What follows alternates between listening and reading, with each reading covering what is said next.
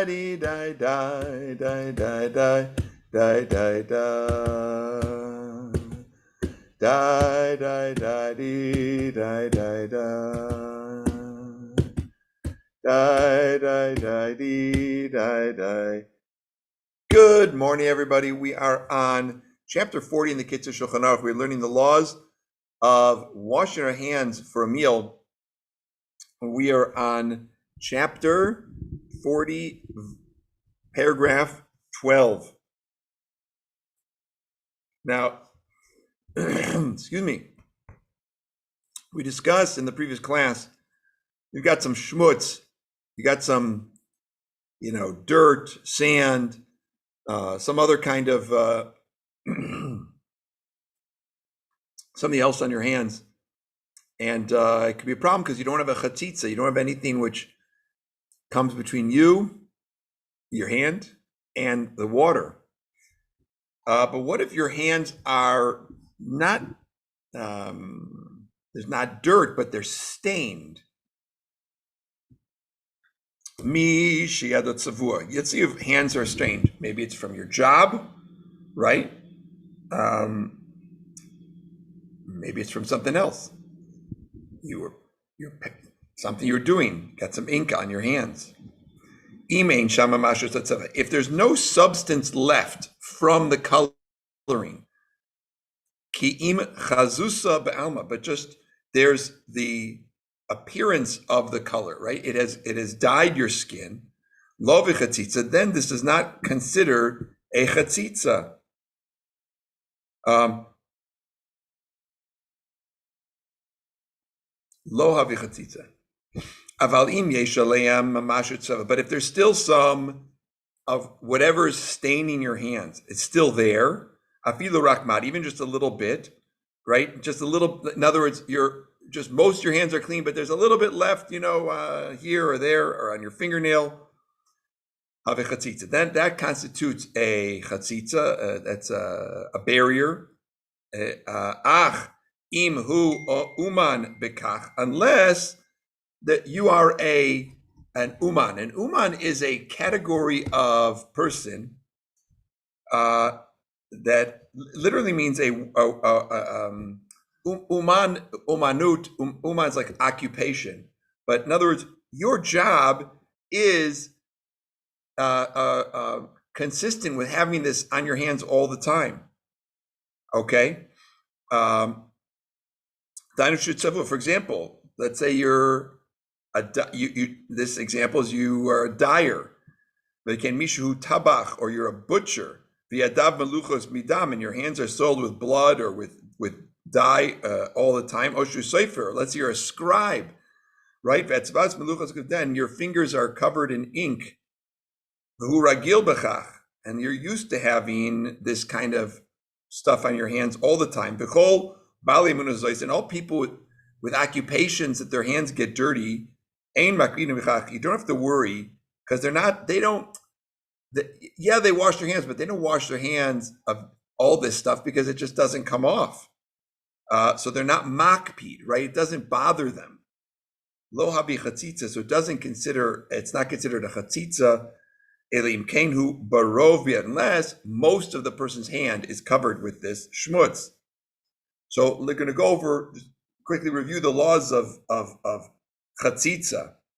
If a substance is one that the person minds having, okay, or it covers a majority of the hand, it's a chatzitza. It's a problem, and they have to take it off by washing. But if it doesn't bother the person, right, it doesn't bother them, or it's not covering most of the hands, and they're a person who that's what they do, right? So that's okay. Especially somebody who's you could see a sofer, they've probably got ink on their fingers all the time. Well, only if their hands are covered in ink is it can be a problem. But otherwise, we're gonna say go for it. Okay. Let's say you have a wound on your hand, right? You hurt yourself. Ve'aleya rituya shemitztayer lasira, and there's a dressing on the hand, which is painful to remove, right? You've got a Band-Aid or something else covering a wound on your hand. Lo chatzitza, this is not going to be considered a chatzitza. V'ayin od b'simin kuf samech aleph, in chapter 161, Din chatzitza b'tilas nashim, we're going to look at the laws of immersion for a woman in the mikvah. V'hu adin l'tilas yadayim, and the similar laws apply for immersing our hands in water. And the reason for the bandage is because if you were to take it off, it would cause him pain. And we're not worried that the person's going to take off the bandage during the meal. And that part of the hand is now going to touch the food because the person wants to keep that covered. And so the dressing is not considered, the bandage is not considered a chatzitza. But even if you do have a bandage, you should know that you still need to pour on the rest of the hand a revis of water, right? The amount of water. And the Mishnah Berurah says that if the dressing is soiled, like it's you've bled through it or something like that, it should be covered. And let's say it comes off during the meal. Now, if you're having a sandwich, it could be an issue, right? You have a sandwich, the Band-Aid falls off, you're going to have to wash again. But most likely you're not using your hands, you used your hands with the bread. But if you're going back for bread and your Band-Aid falls off, you have an issue. Let's say, what if you have a scab, right? You have a scab on your hand, something, you had an injury, and now you have a scab. What's the status of the scab? So if the scab would be painful to remove, right? If it's really a new scab, okay, then you don't mind it, and it's not considered a chatzitza. But if it's a scab which is like, just about to fall off and this doesn't hurt at all, that would be a chatzitza, and that you'd want to take off before you washed your hands. And by the way, I just want to give a shout out. I forgot to do this at the beginning of the class. Shout out to someone who left a comment on YouTube. And we love hearing from people, especially who are watching the class. And also, if somebody has ever has a question, feel free to shoot us a text or an email. RabbiYonah@gmail.com is the easiest way to get to us, and we appreciate that. So let's see. We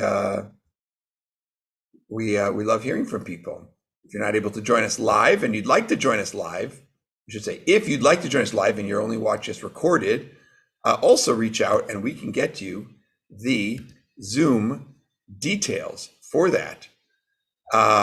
The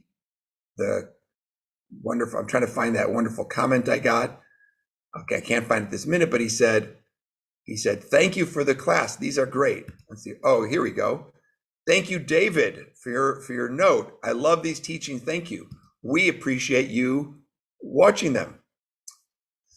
And feel free to share them with people who you think might enjoy them and benefit from them. Okay, we are on to number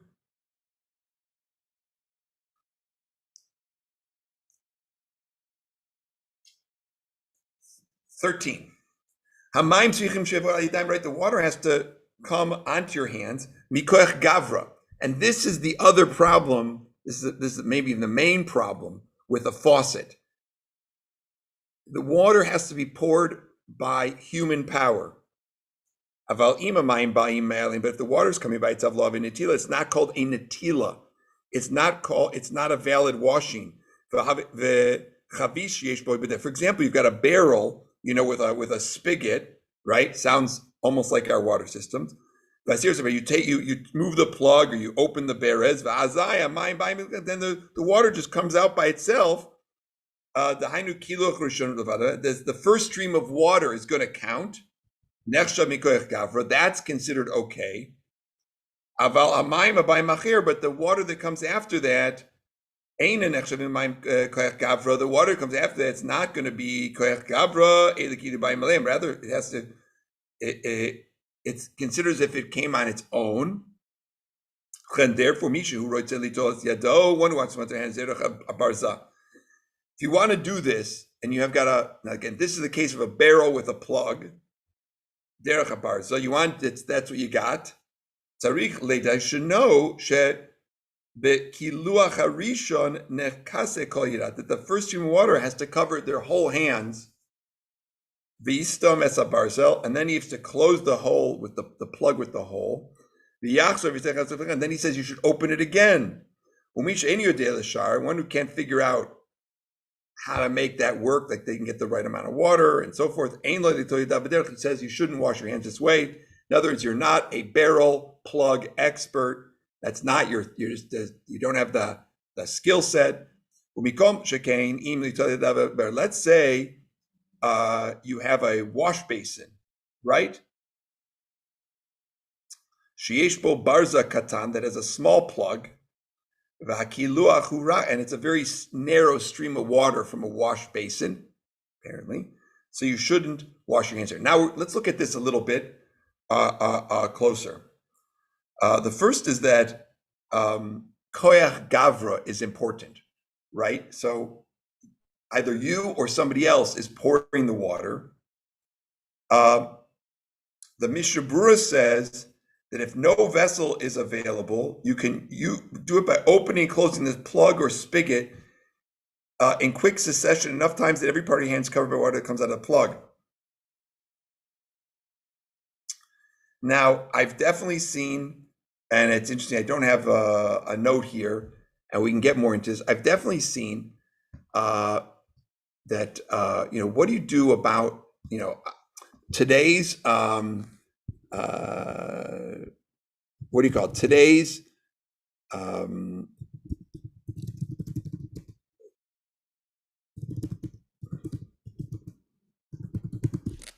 are today's faucets like a what do you call it? Are today you're going to say they're like a faucet, or are they like a I'm sorry, are they like a spigot like he's described here, or is it some other thing? So I wanted to pull up a source here. Okay. So there's two things here, right? So now we've learned it has to be from a vessel and it has to be koyach gavra, okay? Turning the faucet on and off satisfies koyach gavra, right? But you still have the problem of the keli, right? So in the version that we're learning here, it's in a keli, it's in a barrel, and you're making koyach gavra as kilu because you're taking on and out of the plug and so forth. But when it comes to our water system today, okay, that is a problem because the faucet is not koyach gavra. And now we have a deep understanding of why we can't just turn on and off the faucet, right? Because it's not a vessel. Okay. Now, one more thing about we'll end here. We do with Shabbos tent. So we take our show on the road, right? And we're doing Shabbat meals for people at music festivals, and we hand out challah, and we're in the camping area. So you need right. So we have jugs of water and barrels of water that we bring to our campsite so that people can do the hand washing, and it's not a problem if it goes onto the grass when you're washing hands. I know that some people might be concerned about that. That's a whole other issue, a Shabbos issue. It's not a problem, but there's almost always we can find a solution to these issues, and